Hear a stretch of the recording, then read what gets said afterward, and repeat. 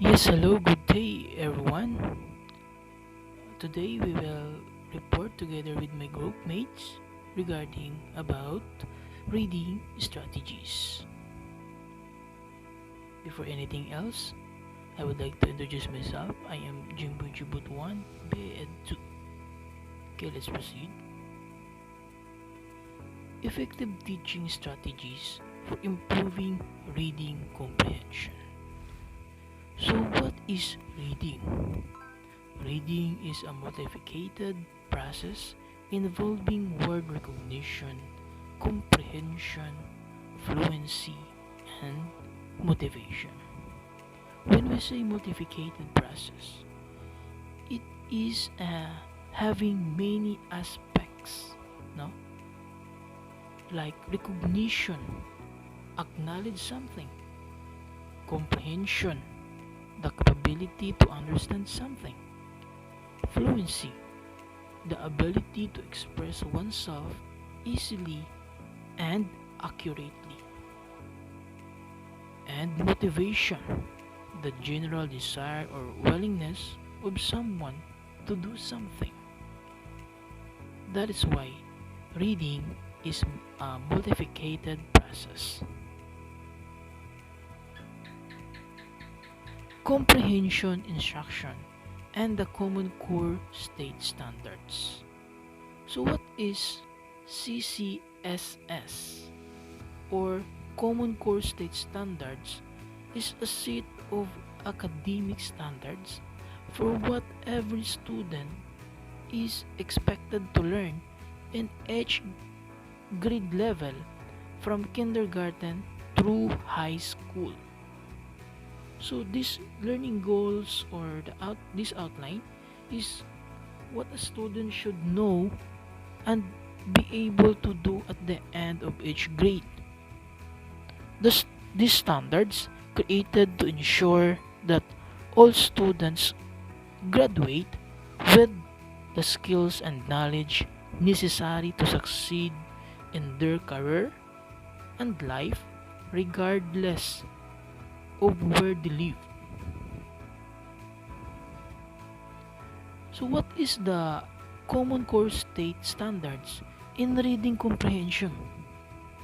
The Common Core State Standards in reading comprehension is to teach the students to learn to write, to speak, listen, and use language effectively in a variety of content areas. Okay? Klaro kayo siya, no?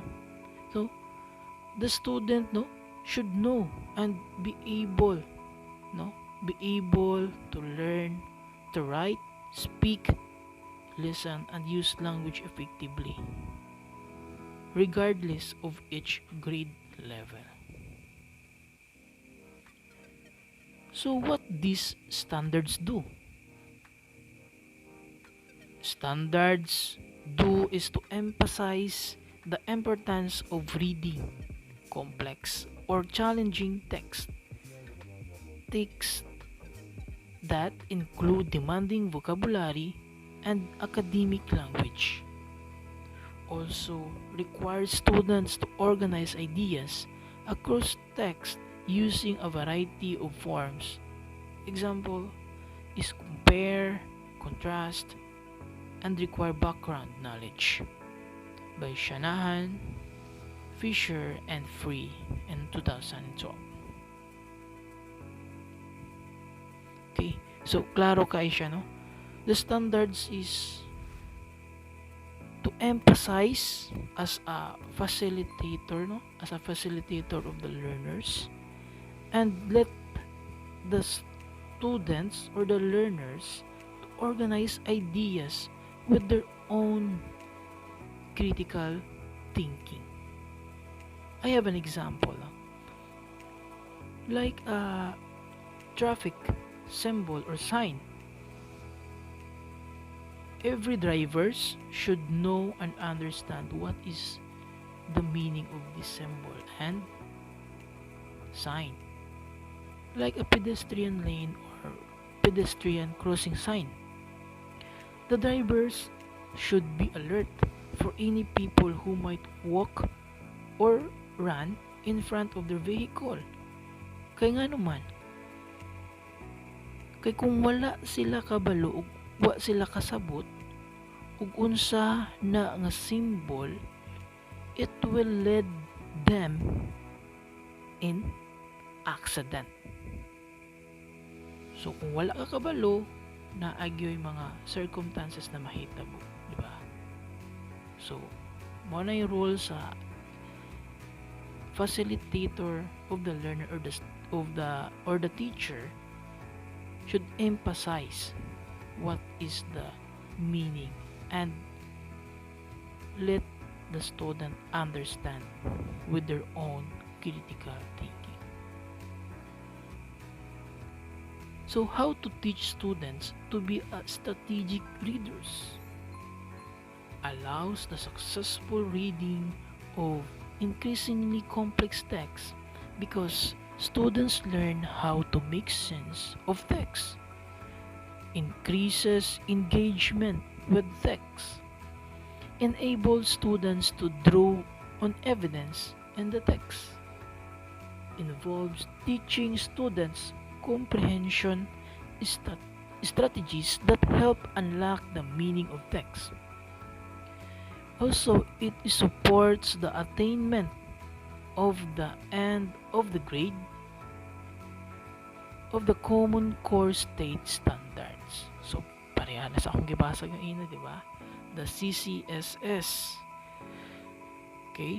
So, to be a strategic readers, di ba? Naatay mga nagalain-laing mga pamaagi. Actually, we have many ways, no? Dagan tayo pamaagi or strategy in reading by using with our own senses, di ba? Example is by using symbols is what we can interpret or understand easily in our own. So that's why every one of us is a strategic readers because we are unique and we have own understanding and interpretation. So, what is reading comprehension? Reading comprehension is the understanding and interpretation of what is read to be able to accurately understand reading material. Children need to be able to decode what they read, to make connections between what they read and what they already know, and to think deeply about what they have read. Okay, klaro kayo siya. The real meaning of reading comprehension is it is extracting meaning from what you read. Kung unsa imuhang nabasa, no, hubado nimo siya nga para sabtan. So we have general strategies, no, for reading comprehension, and we have also the key comprehension strategies. Isa ni ana is using prior knowledge or previewing. Like you are reading a story, di ba? You are predicting or figure out what is or what would be happen next by identifying also the main idea or summarization of the story.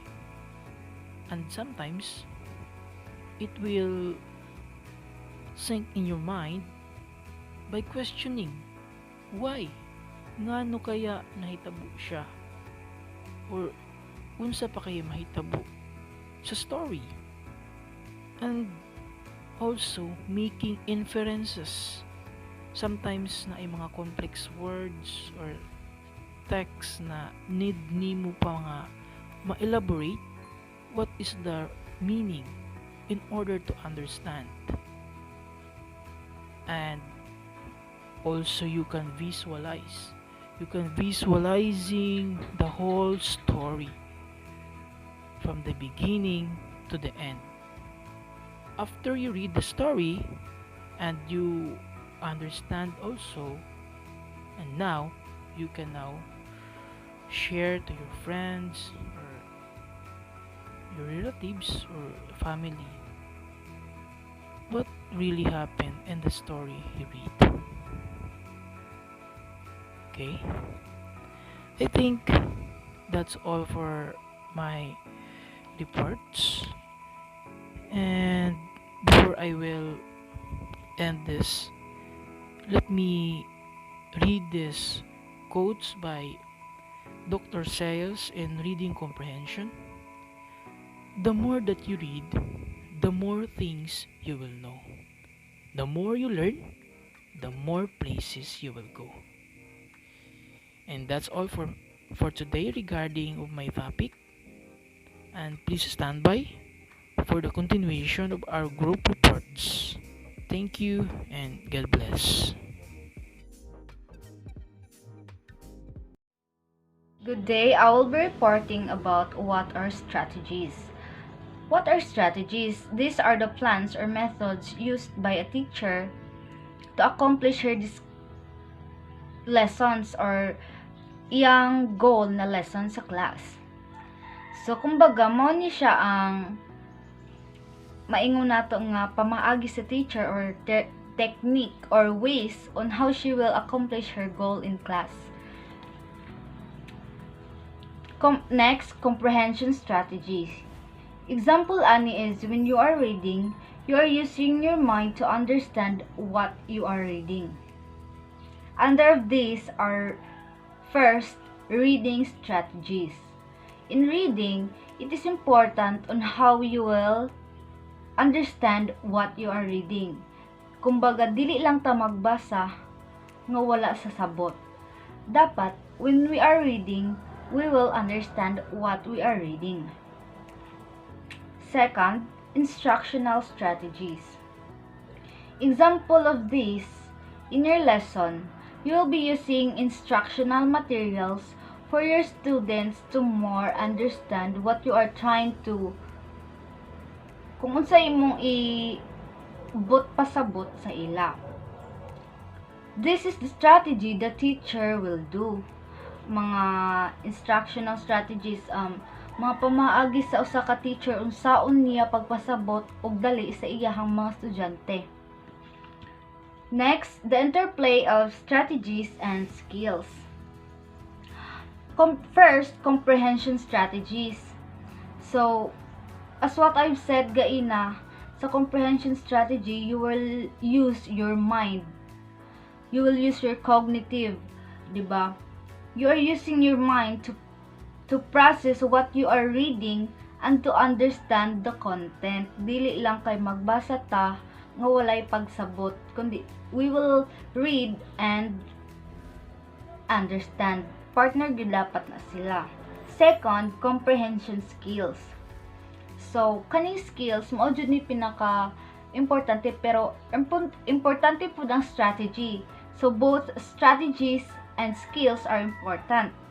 Ang comprehension skills is mo ni dapat na sa usa ka teacher.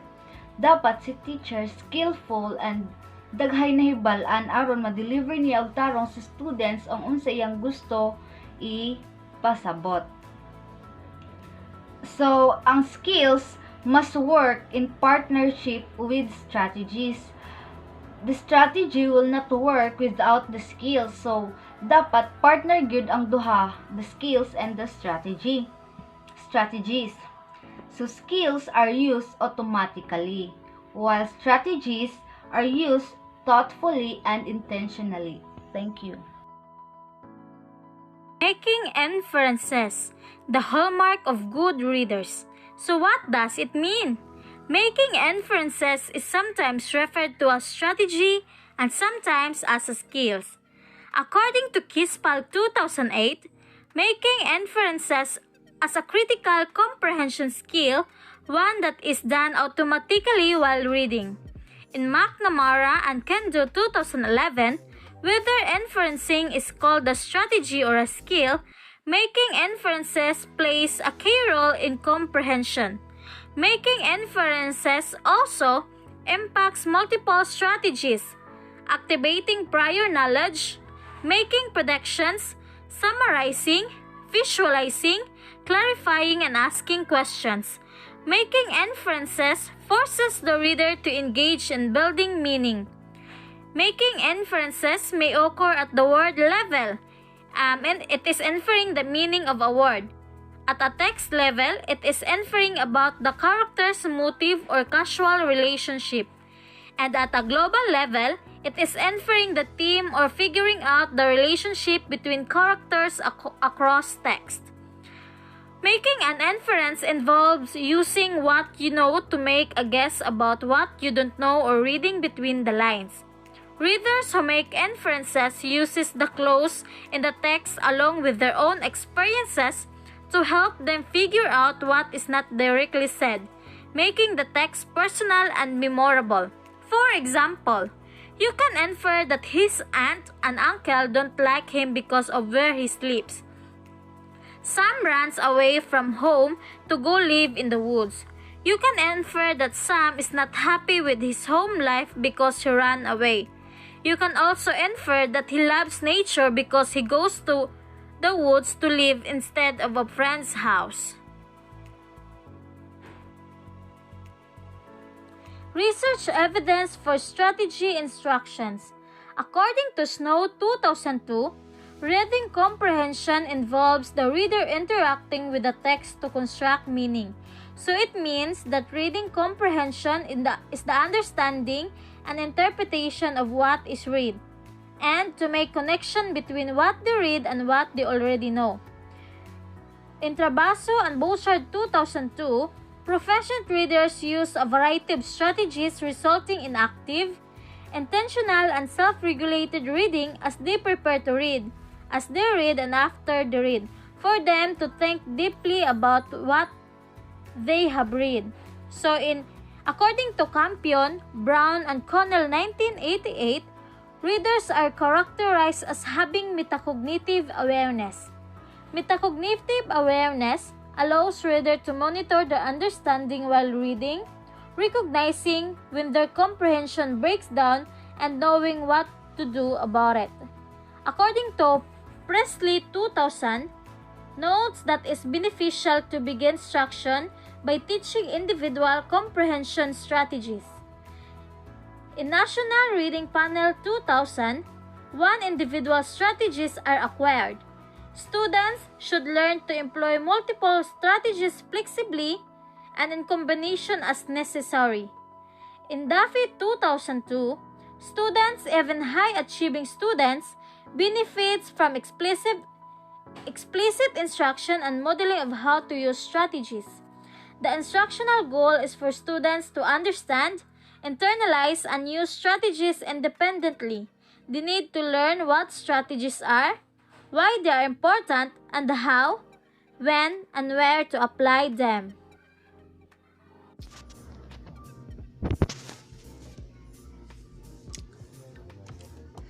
Good afternoon, classmates. I am Tarsdin Patrocinio. I am here to report about the comprehension strategies. Number 1 is the activating and using background or prior knowledge. Ito yung strategy na ginagamit upang mas maintindihan ng mga bata ang kanilang binabasa. This strategy requires readers to activate their background knowledge and to use that knowledge to help them understand what they are reading. Background knowledge is made up of a person's experience with the world, including what he or she has read, along with his or her concepts for how written text works, including word identifications, front concepts, word meaning, and how text is organized. Background knowledge, ito yung tinatawag na necessity o essential comprehension para mas maintindihan nila ang mga main ideas ng kanilang binabasa. In fact, reading is one of the most important ways that people build prior knowledge. Prior knowledge is the sum of all the knowledge that readers have acquired, experienced, and stored in memory. or SEMA. Ito na yung kabuuan na naintindihan ng bata sa pagbabasa o nailagay na nila sa kanilang isipan kung ano ang kanilang mga nabasa. SEMA theory propose that knowledge is organized in a network of structures called semata. Number 2. Generating and asking questions. Questions open the doors to understanding by Harvest and Goddes, 2007. This strategy involves readers asking themselves questions throughout the reading of a text. The ability of readers to ask themselves relevant questions as they read is especially valuable in helping them to integrate information, identify main ideas, and summarize information. Ang strategy na ito involved dito is kung paano magbigay ng mga katanungan sa sarili. Like for example is may isang bata na nahihirapang umintindi kung ano ang kanilang binabasa. Kaya mas minamabuti nilang magtanong to themselves upang mas lalong maintindihan nila kung ano ang ibig sabihin ng kanilang binabasa. At doon ay mailalagay nila sa kanilang memory ang mga main ideas at information na kanilang nakuha sa pagtatanong ng kanilang sarili. Asking the right questions allows good readers to focus on the most important information in a text. At syempre, kailangan din na ang itanong ay yun lamang mga tanong para sila ay maging mga tamang tanong para sila ay maging isang good readers. Generating good questions may also lead readers to focus on problems with comprehensions and to take actions to deal with these problems. Tama. Kung marunong kang mag-generate as a reader ng mga tamang information, ay pwede rin itong maresolbahan ang problema mo sa pagbabasa. Kaya, yun lamang po ang aking report. Salamat. Making inference. When we say inference, this means making a conclusion based on the basis of evidence of reasoning. This strategy requires readers to evaluate or draw conclusions from information in a text. Kini nga strategy daw nag-require sa mga readers sa pag-evaluate sa ilang gibasa ug pagbuhat og conclusion from information in a text. Example na ang pagbuhat og essay. Authors do not always provide complete description of or explicit information about topic, setting, character, or event. However, they often provide clues that readers can use to read between the lines by making inference that combine information in the text with their background knowledge. When reading a story, some authors wala jud naga-state kung unsay role sa usa ka character, kung antagonist ba siya or protagonist. But by reading along the way, dito na to mabal-an nga ang usa day ka character antagonist kung masabtan lang nato og tarungon nato analyze ang atong gibasa. It has been shown that when readers are taught how to make inference, they improve their abilities to construct meaning. Indeed, research indicates that the ability to make reference is crucial to successful reading. This means nga basta ang usa ka reader kabalo mo buhat og inference, mas daghan siya katunan, makakonstruct siya mga meaning sa iyang gibasa. Predicting. Making predictions motivates and engage readers provides direction for reading and leads deeper thinking about text. This means nga while reading imong mind naga-form og prediction which makes you motivated ug mas maingganyo ka sa imong gibasa. Also provides direction sa pagbasa o nag-lead og deeper thinking about text. Predicting this strategy involves the ability of the readers to get meaning from a text by making informed predictions. Good readers use predicting as a way to connect their existing knowledge to a new information from a text to get meaning from what they read. Being a good reader, you will use predictions aron imong i-connect imong existing knowledge sa bagong information gikan sa text aron makakuha kag meaning sa imong gibasa. Before reading, they may use what they know about an author to predict what a text will be about. The title of a text may trigger memories of texts with similar content, allowing them to provide the content of the new text. Example, when we read sa title pa lang we can make predictions or possible nga mahitabo sa usa ka story. During reading, good readers make predictions about what is going to happen next or what ideas or evidence the author will present to support an argument. They tend to evaluate these predictions continuously and revise predictions that is not confirmed by the reading. Example, while reading a story, ang imong mind naga-form na og prediction sa mahitabo sa imong gibasa nga storyline. Then makabuhat pod kag prediction sa possible ending. But while reading it, naga-utro-utro ang imong mga predictions hangtod sa matapos nimo imong gibasa. Summarizing.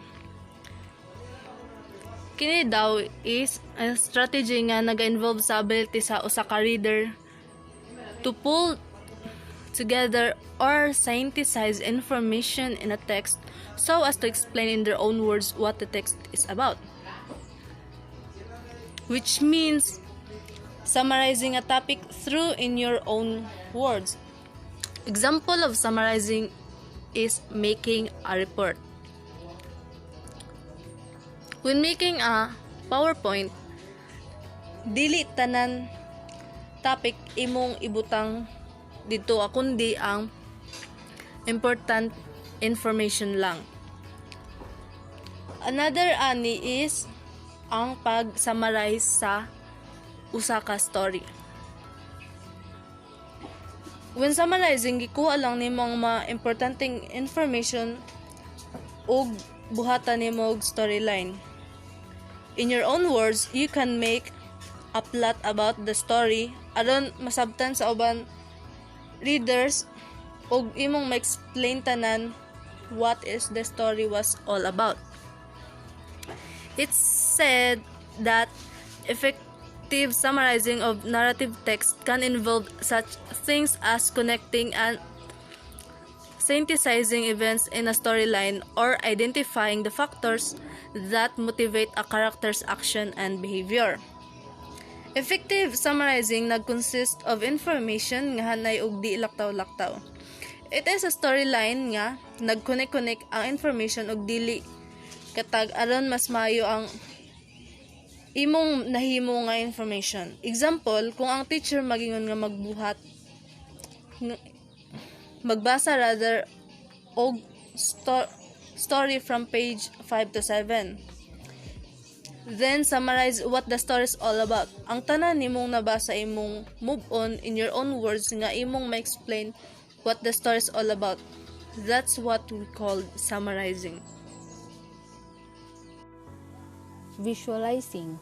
It means creates mental images or personalized reading and engage the reader directly with the text.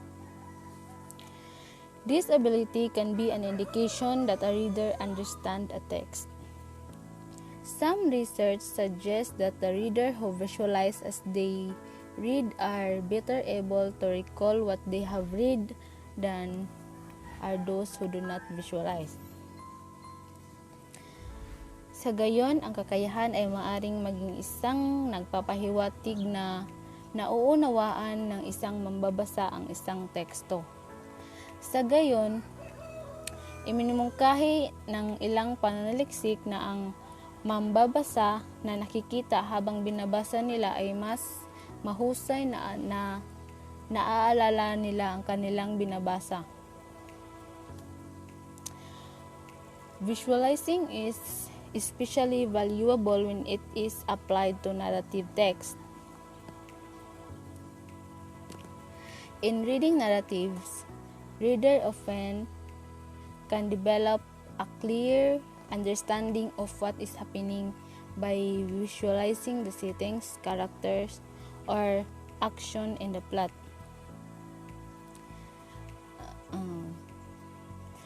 Mahalaga ito dahil mas maganda na inilapat ito sa mga salaysay dahil ang mga mambabasa ay madalas na malinaw sa kanila ang pag-unawa kung ano ang nangyayari sa pamamagitan ng pagpapakita ng mga settings ng mga karakter o action sa isang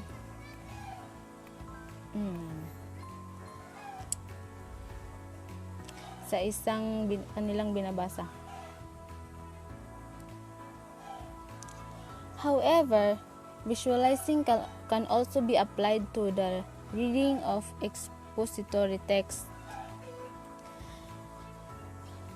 With readers, visualizing step in a process or stage in an event or creating an image to help them remember some abstract concept or important name. So it means maaari ring mailapat sa pagbabasa ng mga teksto na paglalahad kasama ng mga mambabasa na nakikita ng mga hakbang o isang proseso sa isang kaganapan o paglikha ng mga imahe.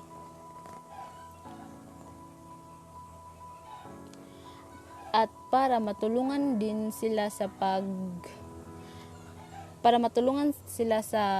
para matandaan nila ang ilang abstract at konsepto at ang mga mahahalagang pangalan sa kanilang mga binabasa.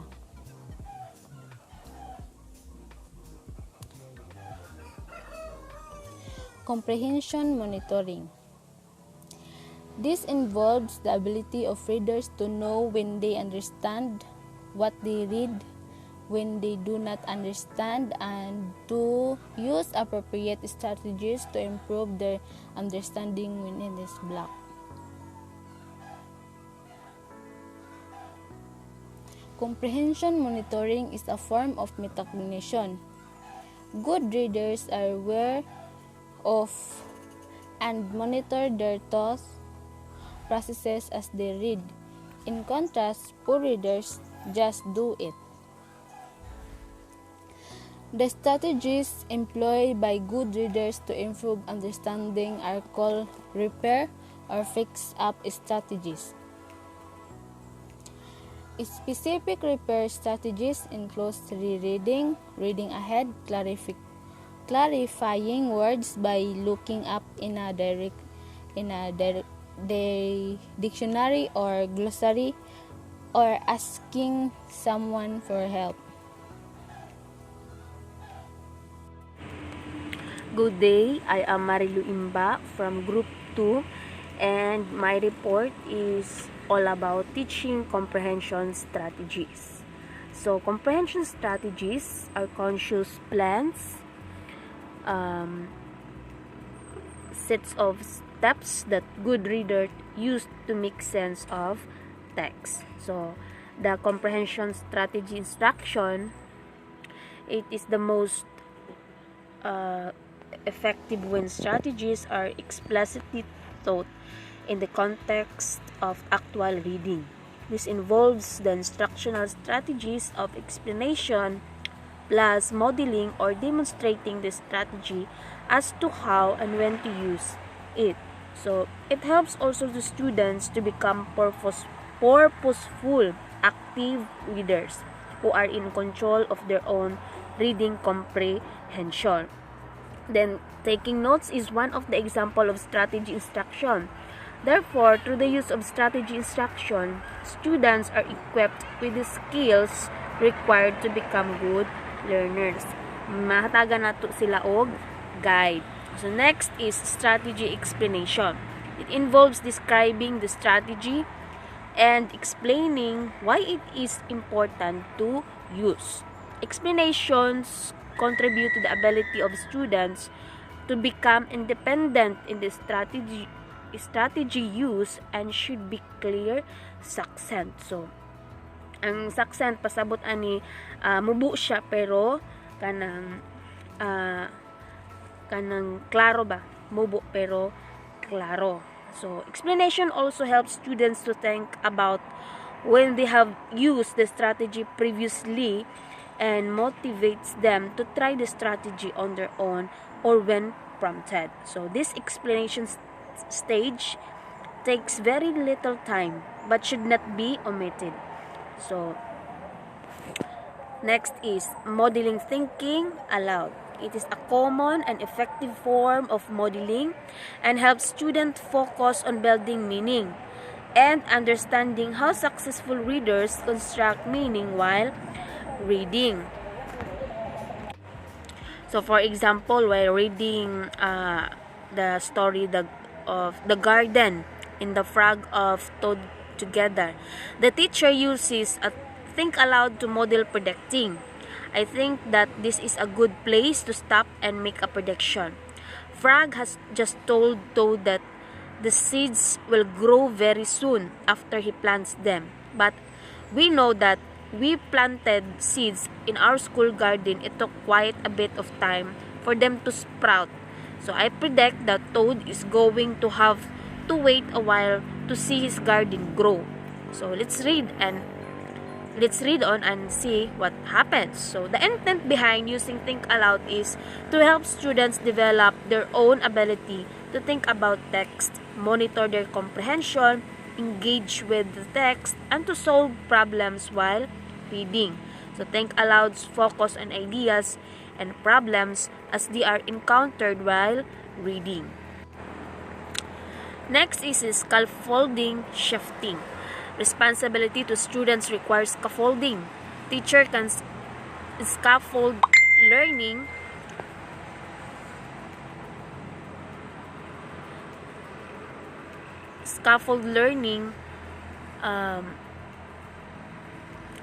to enable students to use comprehension strategies independently by prompting students at appropriate points during the reading of the context. So, the scaffolding support includes additional explanation or modeling as well as feedback. So, it is helpful for the teacher to communicate what students are doing well, what can be improved, and a model of how to do so. Although teaching comprehension strategies requires time and efforts, scaffolding is a support that should be gradually released. So, mag-retail ta. So, atong i-utro ang ato ang kuan nga story, atong siyang utrohon kung tinuod ba nga nakakuan ang mga bata. Next is practicing and applying strategies. So, students should be encouraged to stop and think aloud by sharing strategies they use. Reciprocal teaching and transactional strategies use emphasizes the importance of students' interaction and teacher-students dialogue. Students can discuss and compare their strategy use with one another. So once students begin assuming responsibility for using strategies, they should be encouraged to apply this new knowledge when reading outside of the actual reading lesson. So teaching strategies throughout the day, increases the likelihood that students will apply the strategies to other academic areas. So that's all, and thank you. Good afternoon, everyone. I am Riquian Abulog, and my report is all about teaching skills to access conflict text. From the word conflict text, it refers to printed visual, auditory, digital, and multimedia, each standard-based and unit, aligned to curricular goals and represent an appropriate level of challenge for students. So, according to California Department of Education in 1999, organizational structure should be introduced systematically, judicially, and should be taught explicitly. Once taught, each structure should be reviewed cumulatively. So, here is, i-fix na nila tanan, tapos magkuan sila og judgment, tapos pag-abot sa explicitly is, i-clearly, clarify nila or i-clear nila, express, demonstrate, or ang details. Tapos pagkahuman is ang tanan nila ikuan na dahil nila tanan ihanay na nila tanan ang ila ang kuan. For example, ang kanang sa lesson plan ihanay na nila tanan pag-abot sa cumulatively. So, here are some skills that helps to access complex text. There are 6. Identify cause and effect relationship. According to Fersam and Johnson in 1978, it has been argued that helping students identify and understand cause and effect relationship is one of the most important aspect and comprehension instruction. Yes, ang cause and effect is really kauban dyan na sila. It's because, for example, if you ugna kay problem, so mangita jud kag unsay hinungdan, tapos mangita paitan na po din mo ang effect para mas ma-clarify nimo siya. After all, seeking cause and analyzing effect are primarily concerned as a wide spectrums of society. Every seeks to identify and understand why and what of everyday life. So mauto dapat makabaluta sa ato ang unsa ang hinungdan ug unsa pod ang effect sa ato ang problems. So understanding sequence. So from the word sequence means to determine the primary structure or pagkasunod-sunod. So as the read is open, difficult for intermediate. From the word intermediate is a person who has knowledge or skill of someone who is more advanced than a beginner but not yet an expert. And a younger student to understand the progression of development and plot. Yes, advanced sila, but dili kayo sila expert sa mga butang, for example, because they have no firm grasp of time order sequence. So wala sila time para pagkasunod-sunod sila ang mga knowledge. So naapod tay among the signal words the following, dapat pod nato siya i-familiarize sa mga certain keywords, phrases, and signal sequences information. The following is first, second, last, earlier, later, now, then, following, next, after, during, and finally. So mauna siya ang keywords and phrases. So sa comparing and constructing, use comparing and constructing to the point of similarities and difference between two or more topics, including ideas, character, settings, or event. The ability to recognize and understand, compare, and construct texture has been shown to improve conference for students' various grade level, according to Meyer 1984. Yes, dinhi dapat jud na makuan nato siya ma-compare and constructing para po dili, for example, ang kanang kuan mambasahay kailangan po nato ma-compare and ma-construct para dili sila magdibog kung unsa ang idea, character settings or ang event para dali ra nila ma-clarify. So the conferred context texture can be signed by na keywords and phrases such as the following.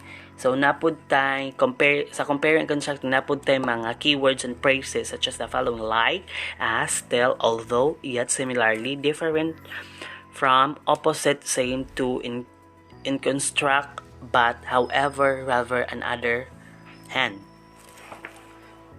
Classifying and categorizing, it means putting like things or idea together is natural when an activity with something is new, encountered, and attempt to understand is made by rating it to the class or category of similar thing, because classifying and categorizing is as common. Yes, it's true. Ang classifying and categorizing is common siya. Naturally activity student benefits from knowing, and authors often use their structures as a way of making idea and information easily accessible to the reader. Yes, dapat na to siya, ang word na classifying and categorizing is common. Yes, it para common siya. It's because para po dali siya ma-accessible to the reader, para po dili sila maglibog ug unsa.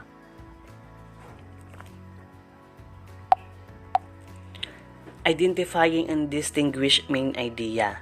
So dinhi identify and distinguishing main idea, build arguments, develop idea plus and generally write, enter text and setting directly or implement important main idea, then offering details to support those idea. So i-identify jud nila og ihanay na nila ang ilaang mga ideas to build arguments para pod naapod sila mga supports for ideas para dili na sila maglibog. So to be most effective, instruction and distinguishing main idea should show student how to use their prior knowledge of the topic of our selections to help them determine what is more and less important. O mao na to para dili makuan nila ang malas nila ang importante. Tapos knowledge other structure, signals, words. So napud tay mga signal words sa identifying this distinguishing main idea. First, next, consequently, subsequently, therefore, and so on. Distinguishing fact from opinion biographies.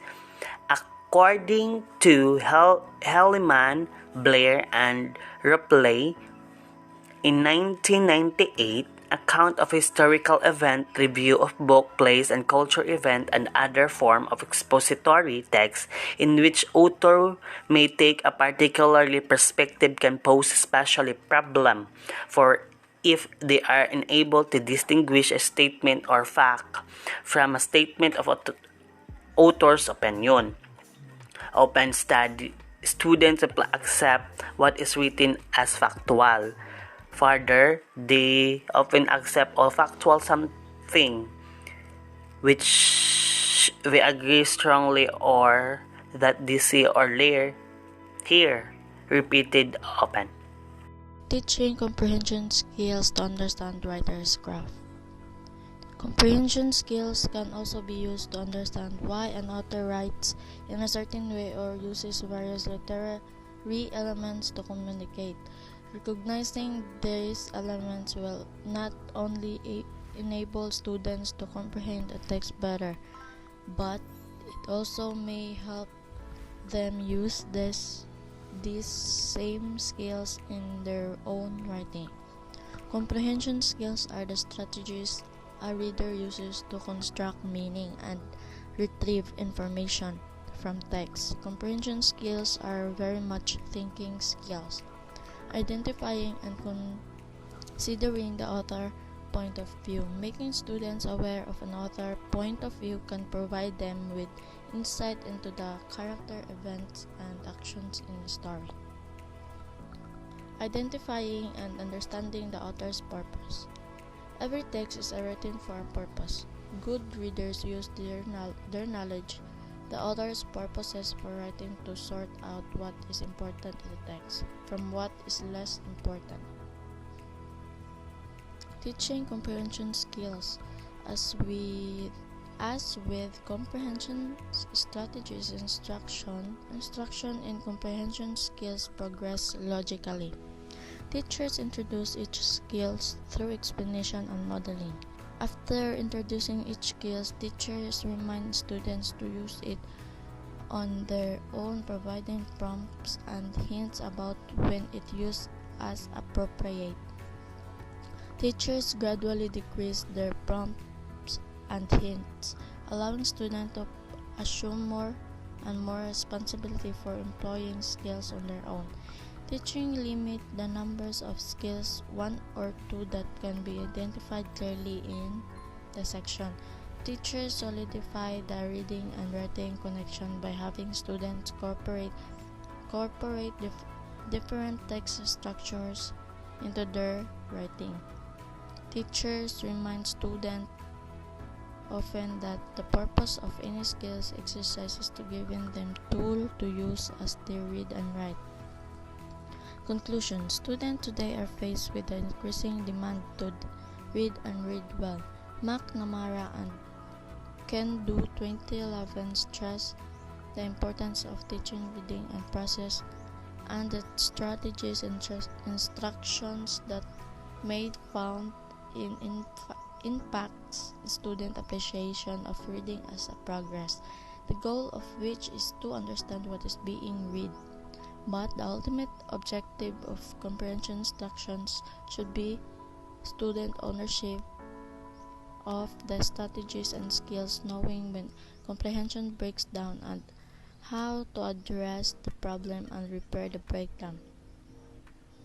Teaching students to use a repertoire and comprehension strategies and skills can set them securely on the path to become lifelong readers. Many opportunities to read identity allow students to begin to coordinate the strategies they have learned, to adjust, modify, or change strategies and skill until they are able to make sense of text. The higher order thinking of strategic readers also enhances their reading experience and responses to literature and information text. And once students take ownership of the process, they take it one step further. They take what they know, apply it to the unknown, and become creative thinkers who are able to access problems from the comfortable position of knowing they have the skills and can acquire the knowledge they need to solve any problem with which they are faced.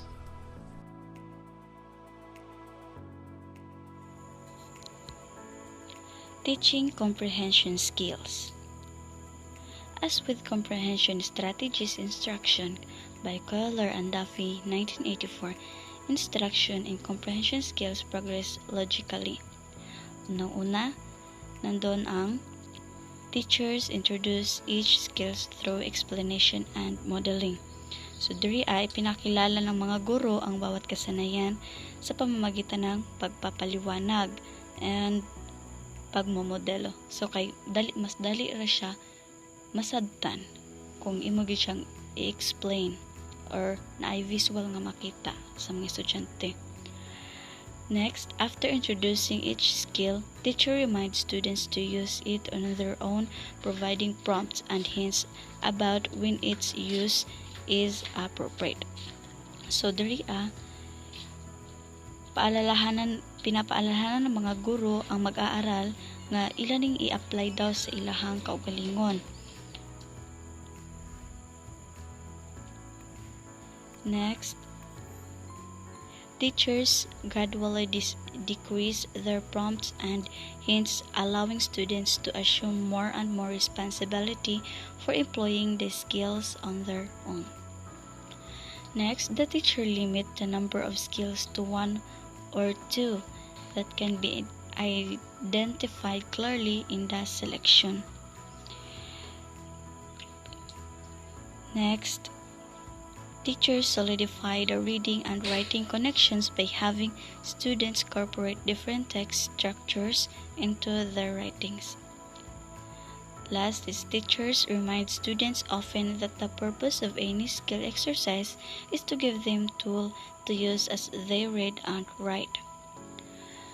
So the conclusion, students today are faced with ever-increasing demands to read and read well.